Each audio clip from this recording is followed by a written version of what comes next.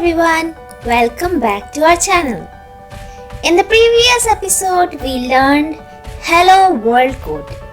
It was super easy, right? We simply instructed the computer to print Hello World and we learned our first code. In today's episode, we will ask our computers to print the current time. Alright? So just like last time, let us first open a new notebook.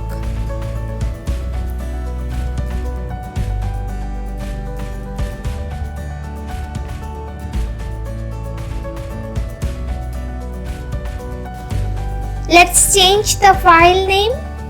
We will call it hellotime.ipynb. Done? Now let's write our code. From datetime,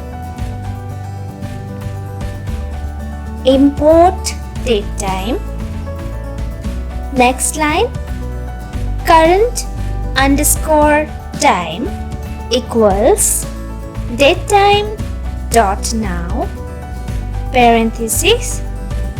Next line, current underscore HRMINSEC, that is hour, minute, second, equals current underscore time dot STRF time parenthesis within quotation mark %H colon %M colon %S. Alright, next line, print parenthesis current hour colon minute colon second colon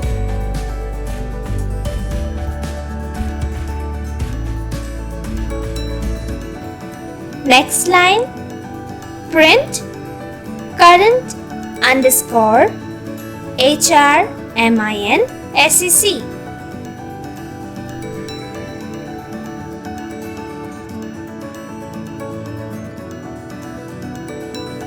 Alright, so our code is done here. Now we will click run and you will see that we have the current time printed in the bottom section. Okay, let's click run. It's connecting now to the computer and here you go. Can you see it? That's the time. Good? Alright. Now, let me explain the code to you a bit. We will keep it very simple, so do not worry at all.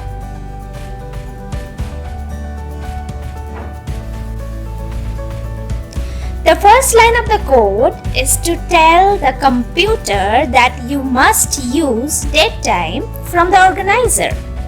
Just like you use different notebooks for your different subjects and it helps you remember or it helps you organize your notes and assignments.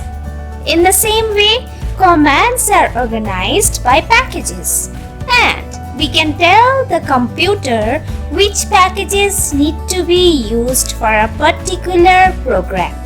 So, here we say we need to use the datetime package. Pretty basic, right? So the next line tells the computer to use the now command from this package. Just like the print command outputs some text, here the now command gets us the current date, time, time zone, all we need to know about the current instant. Okay, so the next line uses another command strf time which takes out specific fields from the current instant. The first field is hours in 24-hour clock. This is indicated by the text H. Likewise, the commands also take out minute and second of the current instant. Are we good so far? I think so. What do you think? Let me know pause your video right now and comment in the comment section. Okay? The fourth line is very familiar to us. Instead of hello world in the previous code, here we print the current hour, minute, second. The fifth and the last line is again the same print command. But here we are printing the 3 fields that we have extracted from the output of the now command. Okay? Now, let's take a pause and let me tell you a few important things. Know that we can always find syntax details from the documentation.